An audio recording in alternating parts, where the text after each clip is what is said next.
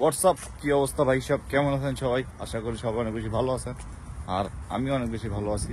আর আমার সাউন্ডটা অনেক ক্লিয়ার শোনা যাইতেছে না, তার কারণ হচ্ছে আমি কোনো মাইক ইউজ করতেছি না, কিছু না। এবং আমি ভিডিওটা করতেছি হচ্ছে একটা মেইন রোডের পাশে। এই যে গাড়িগুলো দেখতেছেন সিগন্যালে, এটা হচ্ছে একটা মেইন রোড, এটাও একটা রোড। মেইন রোডের পাশে ভিডিও করতেছি, বাট কোনো সাউন্ড নেই। গাড়ি কিন্তু আছে, তার কারণ হচ্ছে এখানে কেউ গাড়ির হর্ন ইউজ করে না, মানে কোনো ঝামেলা নাই, সব সাইলেন্ট। এটা অনেক ভালো লাগে। আমি আজকে মানে এই পর্যন্ত গাড়ির তেমন কোনো হর্ন শুনিই নেই, সিগন্যাল হোক যাই হোক তেমন কোনো হর্ন নাই। যে যার মতো গাড়ি চালাতেছে, তার কারণ হচ্ছে সবাই ট্রাফিক রুলস মাইনে চলে। তো আর আমারও হচ্ছে এখন ট্রাফিক রুলস মাইনেই রাস্তা বাড়িতে হবে। গাড়ি সব দাঁড়ানো আছে, তার মানে আমি দৌড়ে যাইতে পারবো না।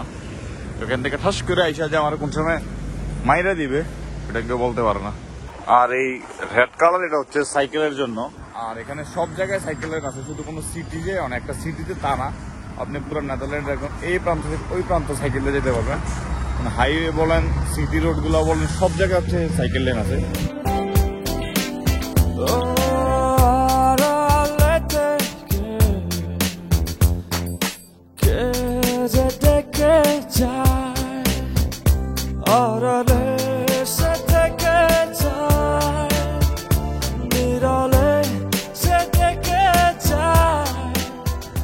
আজকে অনেকদিন পর রোদ উঠছে, ওয়েদারটা অনেক সুন্দর। এতদিন ওয়েদারটা খুব বাজে ছিল, বৃষ্টি, তারপরে অনেক বৃষ্টি থাকলে যেরকম হয় আর কি, মানে একদম আকাশ পুরো মেঘলা মেঘলা হয়ে গেছে, কোনো রোদ নাই, কিছু না, একদম অবস্থা খারাপ। বাট আজকে রোদ উঠলে কি হবে? রোদ মনে করেন যে আকাশ থেকে আমার গা পর্যন্ত আসতে পারে না, রোদে দিয়াও হচ্ছে এই ভারী জ্যাকেট পরে থাকতেছে।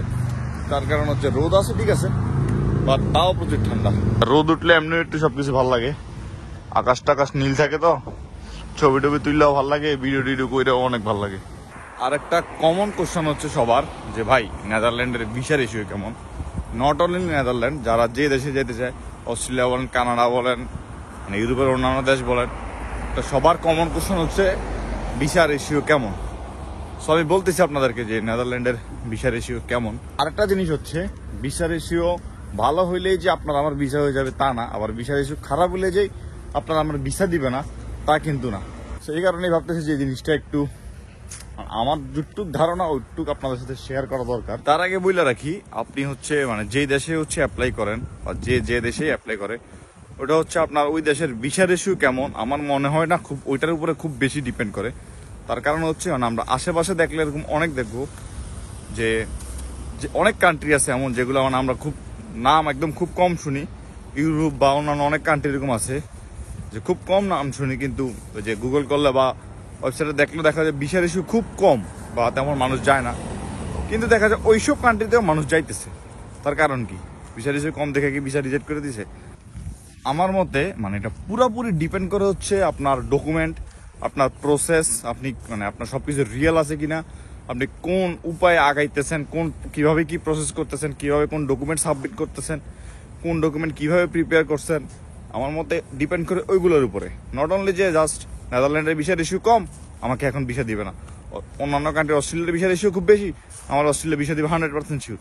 ভাই আপনার ডকুমেন্ট ঠিক না থাকলে, ভার্সিটির বা ওই কান্ট্রির রিকোয়ারমেন্ট ঠিক না থাকলে, ভিসা রেশিও 99% হইলেও হচ্ছে আপনাকে কেউ ভিসা দিবে না। আর যদি আপনার ডকুমেন্ট সব ঠিক থাকে, কোনো ঝামেলা না থাকে, আইএলটিএস স্কোর ঠিক থাকে, ভিসা রেশিও যদি 50% হয়, তাহলে ভিসা পাবেন। আর সবচেয়ে বড় কথা হচ্ছে ভিসা রেশিও, ডকুমেন্ট সবই ঠিক আছে, বাট আমার কপালে নেই। কপালে না থাকলে তো আর কিছু করা যাবে না। আপনার ডকুমেন্ট অনেক আছে এরকম, সব ঠিকঠাক আছে, বাট কপালে নাই, হয় নাই। আল্লাহ যেটা করে ভালোর জন্যই করে। আর মোটামুটি সব দেশেরই এম্বাসি, আমাদের দেশে নাই, কিছু কিছু এম্বাসি আছে ইন্ডিয়াতে, ওইগুলো হচ্ছে আমাদের দেশ থেকে ইন্ডিয়াতে যায়, তারপর হচ্ছে এম্বাসি ফেস করতে হয়। আর ওরা মূলত এম্বাসি দিয়েই রাখছে হচ্ছে আমাদেরকে ভিসা দেওয়ার জন্য, যে ভিসা রিসিভ কম আমি এম্বাসি দিব না, এরকম কোনো চান্সই নেই। ওরা এম্বাসি দিয়েই রাখছে আমাদেরকে ভিসা দেওয়ার জন্য, তোমরা ডকুমেন্ট প্রিপেয়ার করে যাও, ভিসা দিবে। ওরা ভিসা দিবে না কেন? সো আর কি, সো সবাই এটাই বলবো যে ভিসা রেশিও কেমন ওইগুলোর দিকে না তাকাইয়া, আমিও ফার্স্টে হচ্ছে এগুলো খুঁজছিলাম যে কোন দেশের ভিসা রেশিও কেমন, কোন দেশের কি। পরে একটা সময় এসে দেখলাম যে ভাই এগুলো কোনো ম্যাটারই করে না, আমার ডকুমেন্ট সব ঠিক থাকলে 100% ভিসা হবে, কেউ তোমার ভিসা আটকাতে পারবে না। সব কথা শেষ কথা হচ্ছে, হয়তো কথাগুলো বেশি বলতে যে আউলাই ফেলছি, কারণ আমি কোনো কিছু স্ক্রিপ্ট নিয়ে বলি না, যেটা মানে যেটা রিয়াল, যেটা আমি দেখছি, আমার যুক্তি ধারণা ওইটা থেকেই বলে, হয়তো কথাগুলো বেশি বলতে গেলে গোলাই ফেলছি। তো সব কথার শেষ কথা হচ্ছে আপনার ডকুমেন্ট ঠিক থাকলে, সব ঠিক থাকলে, আপনার কপালে থাকলে ভিসা 100% হবে। ভিসার ইস্যু কম হইলেও এমন না যে আপনার ভিসা হবে না, ভিসার ইস্যু বেশি হইলেও যে এমন না যে আপনার ভিসা 100% হবে। কম হইলেও ভিসা হয়, ভিসার ইস্যু বেশি হইলেও রিজেক্ট হয়, এটা মাথায় রেখেই আগানো উচিত। সো আর কি এটাই বলার ছিল। সো এগুলো নিয়ে না ভাইবা, জাস্ট ডকুমেন্ট প্রিপেয়ার করেন, অ্যাপ্লাই করেন যে দেশে যাইতে চান। সো আর কি এটাই ছিল একটা শর্ট ভিডিও। সবাই ভালো থাকবেন, সুস্থ থাকবেন, আল্লাহ হাফেজ।